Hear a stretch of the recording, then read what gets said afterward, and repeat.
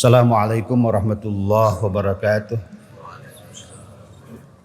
Innal hamdalillah nahmaduhu wa nasta'inuhu wa nu'minu bihi wa natawakkalu 'alaihi wa nastaghfiru wa natubu ilaihi wa na'udzu billahi min syururi anfusina min sayyiati a'malina may yahdihillahu fala mudhillalah wa may yudhlil fala hadiyalah.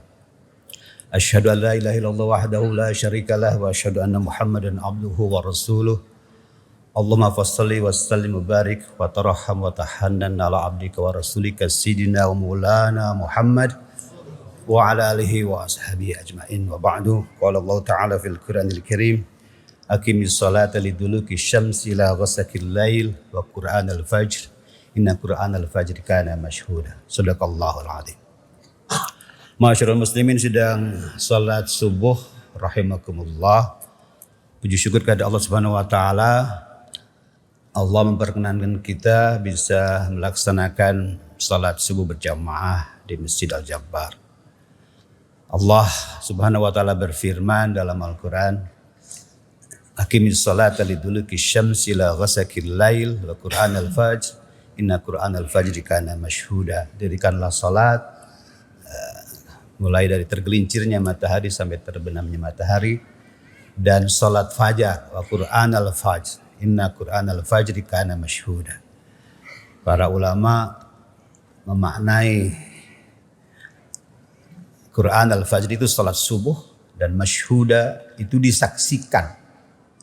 Karena para malaikat penjaga malam dan penjaga siang menyaksikan salat subuh kita.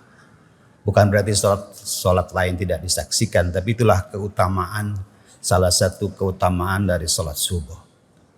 Seorang ulama sufi yang bernama Sufyan Ats-Tsauri pernah berkata, yang dikutip oleh Imam Al-Ghazali, sesungguhnya Allah khalaqar rih, Allah itu menciptakan angin.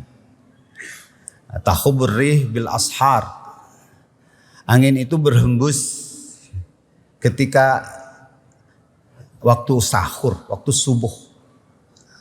Tahmilul adkar wal istighfar ilal malikil jabbar. Angin itu membawa zikir dan istighfar kita ke Al-Malikil Jabbar. Itu imajinasi spiritual beliau, bahwa di kala subuh itu Allah menciptakan angin. Angin itu berhembus, dia membawa rintihan doa, zikir dan istighfar kita kepada Allah Subhanahu wa taala. Sehingga ada yang memahami bahwa waktu-waktu subuh diantaranya waktu-waktu yang sangat baik untuk belajar dan berdoa. Rasulullah Muhammad SAW dalam sebuah hadis sahih juga mendoakan, Allahumma barik li ummati fi bukuriha. Doanya, hadisnya sahih. Ya Allah, berkahi umatku di waktu paginya.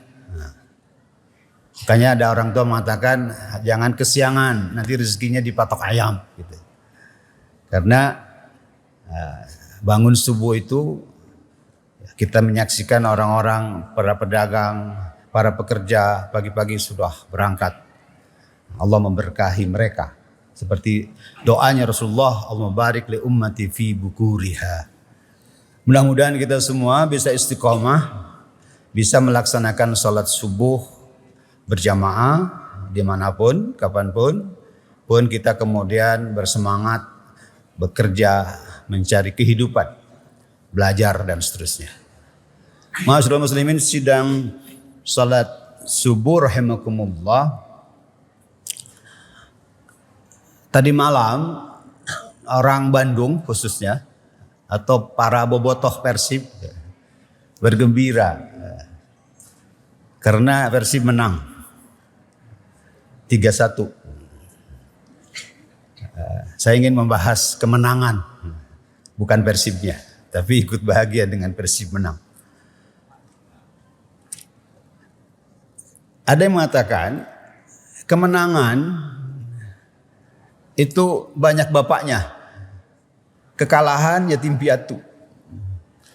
Ketika menang, ketika juara itu banyak yang merasa berperan, sehingga banyak bapaknya. Tapi kekalahan menjadi yatim piatu, kadang disalahkan. Makanya orang tua kita ada yang memesankan begini, Jadilah pemenang yang terpacu dan lapang dada ketika kalah. Jadi siap kalah, siap menang. Jadilah pemberi, orang yang selalu memberi, tetapi tahu berterima kasih ketika diberi. Kita ingin menjadi orang yang memberi, tangan di atas. Tetapi kita berterima kasih dan tahu diri ketika diberi. Jadilah pencipta yang menghargai karya orang lain. Jadilah orang yang selalu mencipta, inventor. Tetapi ketika ada karya orang lain, hormati, hargai. Jangan diaku sebagai karyanya sendiri.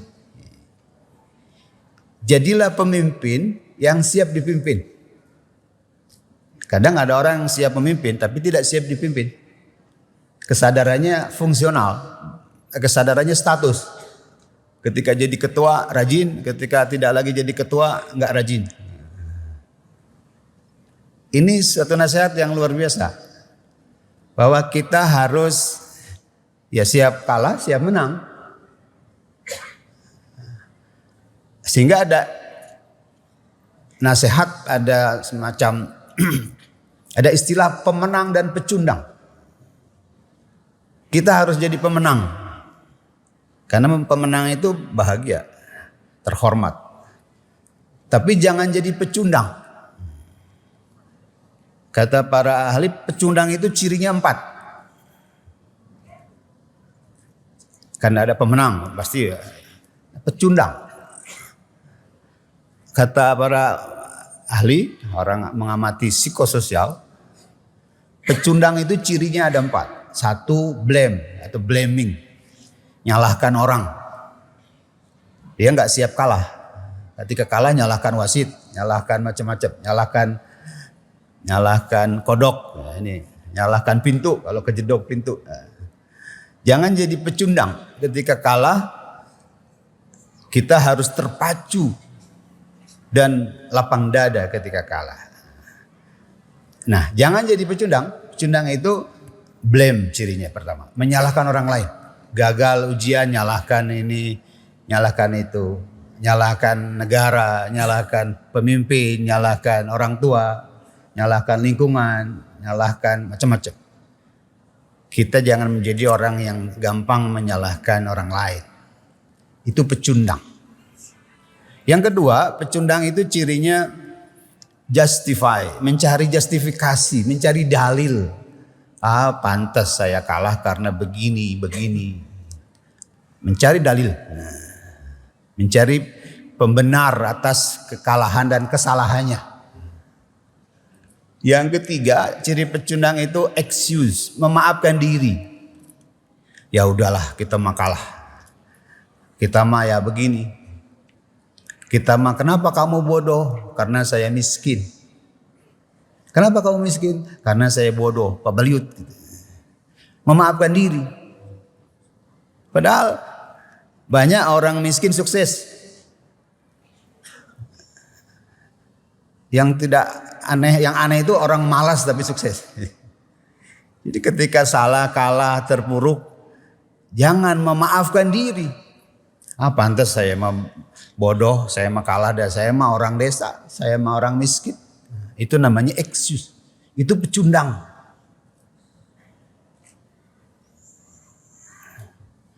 Yang keempat, ciri pecundang itu adalah laxity, loyo mental, lemah mentalnya. Nggak mau ngapa-ngapain, sudah putus asa. Loyo mentalnya. Tentu kita semua harus menjadi mental pemenang. Kita semua harus menjadi mental pejuang, bukan mental pecundang yang sedikit-sedikit nyalakan orang lain, mencari alasan kesalahan kekalahannya, memaafkan diri. La yamutu wa la yahya, tidak bermutu karena nggak ada biaya. Gitu. Kenapa kampusnya, sekolahnya, pesantrennya nggak maju? Ya nggak ada biaya, gimana lagi? Nah itu namanya mencari-cari alasan untuk terpuruk, lalu alasan tidak ada biaya. Itu namanya justify. Memaafkan diri, ya udah, orang desa mah nggak usah cita-citanya terlalu tinggi, cukup di desa saja. Itu pecundang. Dan tidak boleh loyo mental. Harus kuat. Harus semangat. Harus tegar. Tasabat. Militan. Tangguh pada niat dan pendirian. Tawakal. Berserah diri pada Allah. Menyempurnakan ikhtiar. Masyaallah muslimin sedang salat subuh rahimakumullah. Tentu di balik sebuah kemenangan itu adalah proses akhir. Di belakangnya tentu ada kerja keras. Maka mentafakuri kemenangan Persib, kemenangan apapun, jangan kira itu persoalan sederhana dan enteng. Ada kerja keras. Manjada wajada. Siapa yang sungguh-sungguh dia akan dapat. Gak ada orang malas itu sukses. Orang jelek sukses banyak. Orang miskin sukses banyak. Gitu. Yang termasuk orang yang tidak terlalu pinter sukses banyak. Yang tidak ada tuh orang malas sukses. Maka harus sungguh-sungguh dalam kehidupan apapun. Bagaimana Ronaldo menjadi sangat ahli, dia berlatih berapa jam sehari. Tentu kemenangan apapun diikuti, diawali proses panjang melelahkan. Kerja keras. Walladzina jahadu fina lanahdiyanahum subulana, kata Allah. Orang yang sungguh-sungguh di jalan Allah, dalam apapun belajar sungguh-sungguh, ibadah sungguh-sungguh, berjihad sungguh-sungguh, berlatih sungguh-sungguh, Allah akan memberi jalan banyak hal kemudahan. Dalam Al-Quran Allah mengatakan, Inna sa'yakum lasyatta, fa'amma man a'ta wattaqa wa saddaqa bil husna fasanu yassirul isra. Kerjaan kita ini macam-macam kata Allah. Allah tahu kerjaan kita ini ada yang karyawan, ada yang pedagang, ada yang petani. Tapi siapa yang bertakwa, bertakwa dalam arti yang sangat luas, wasaddaqa bil husna, percaya pada janji-janji pahala dan keberkahan Allah, fasanu yassirul isra. Allah akan beri banyak jalan kemudahan. Wa amma man bakhila wastaghna, siapa yang bakhil, tidak mau berbagi, wastaghna, merasa cukup, tidak perlu orang lain, tidak mau bekerja sama. Wa kadzdzaba bil husna, enggak percaya dengan janji-janji Allah dan keberkahan-keberkahan karena ketakwaan berbagi, maka akan diberi. Wasanu yassirul usra, akan Anda ketemu banyak kesulitan-kesulitan. Oleh karena itu yang kedua, masyaallah muslimin sedang jamaah subuh adalah sungguh-sungguh, semangat, jangan malas, jangan melakukan hal yang tidak bermakna dalam hidup. Doa yang sangat populer di kalangan para jamaah haji, umroh, itu doa setelah selesai sa'i penutup ibadah umroh. Salah satu doanya yang sangat populer, Allahumma arhamna bitarkil ma'asi abadan ma'abbaitana warhamna natakallafa ma la ya'nina warhamna bi husnil nadhri fi ma yurdika anna. Ya Allah, sayangi aku bisa meninggalkan maksiat selamanya dalam hidupku. Ya Allah, sayangi aku bisa meninggalkan hal-hal yang tidak bermakna, tidak bermanfaat dalam hidupku. Sayangi aku ya Allah, hanya ada pandangan positif bi husnil nadhri fi ma yurdika anna, atas perintahmu, atas takdirmu. Itu doa yang dipanjatkan oleh jutaan manusia. Jadi ciri Allah menyayangi kita itu antara lain kita bisa meninggalkan maksiat. Kita nggak gampang melakukan maksiat. Ciri Allah menyayangi kita itu kita tidak melakukan hal yang tidak bermakna. Kalau hari-hari kita mengerjakan hal yang tidak bermakna, main game lama-lama, tidur, pekerjaan-pekerjaan yang tidak bermakna, itu ciri Allah tidak menyayangi kita. Min alamat i'radillahi 'alal 'abdi ishtighaluhu ma la ya'ni. Itu dalam sebuah hadis. Ciri Allah berpaling dari seorang hamba, dia sibuk dengan hal-hal yang tidak bermakna. Ayo kita renungkan setiap hari, pagi, siang, sore, malam, apa yang sudah kita lakukan? Apakah kegiatan-kegiatan itu bermakna bagi kita, bagi masyarakat kita? Atau kegiatan yang useless, tidak ada fungsi maknanya apa-apa. Kalau hari-hari kita penuh dengan hal yang tidak bermakna, hati-hati, Allah sedang membiarkan kita. Allah sedang menyayangi kita. Maka bersemangatlah dalam hal-hal yang bermakna. Ahsala ma yanfa'uka wasta'in billah wala ta'zi. Dalam sebuah hadis, bersemangatlah kalian semua dalam hal yang bermakna. Hal yang bermakna untuk kamu, untuk dirimu, keluargamu, bangsamu. Harus semangat. Lalu minta tolong kepada Allah. Tentu kita mohon Allah terus memberi kita istiqomah dalam kebaikan. Jangan lemah. Jangan loyo mental. Kita harus kuat. Fisik kuat, semangat kuat, keyakinan kuat, pengetahuan kuat, ikhtiar kuat. Itu kunci di balik banyak hal tentang kemenangan. Masyaallah muslimin sidang jamaah subuh rahimakumullah. Seorang sahabat Ahmad bin Hambal pernah ditanya, karena beliau dikenal seorang yang sangat pekerja keras. Lalu orang bertanya, ya Syekh, kapan kita harus istirahat? Kerja terus, belajar terus. Kapan kita istirahat? Kata beliau, kita istirahat inda awali qadami yadu'a fil jannah. Kita bisa istirahat itu ketika kaki kita udah masuk melangkah ke surga. Itu istirahat. Jadi kadang kemalasan itu dibungkus oleh satu istilah yang istirahat dulu loh. Kita healing dulu. Padahal itu kata Syekh Ibnu Qayyim Al-Jauziyah, hati-hati. Kadangkala kita selalu dibungkus istirahat dulu. Sebetulnya kata para ulama sufi, manusia itu, kaum muslimin itu sibuk dengan banyak hal.